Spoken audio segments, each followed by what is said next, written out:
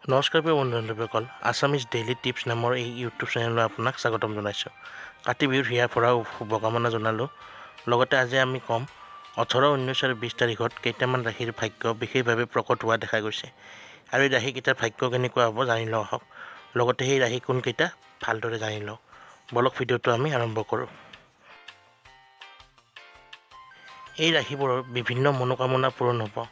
এওঁলোকে সফলতাৰ দিশে আগবাঢ়িব পাৰিব। এওঁলোকৰ বিভিন্ন দিশত সফলতা লাভ কৰাৰ উপৰি বিভিন্ন কাম কাজত সফলতা লাভ কৰিব।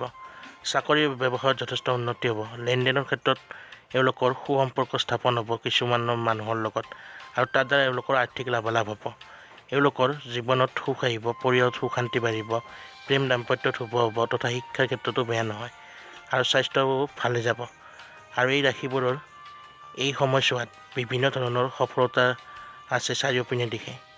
আহক জানি লওঁ এই ৰাশিফল কোনকেইটা।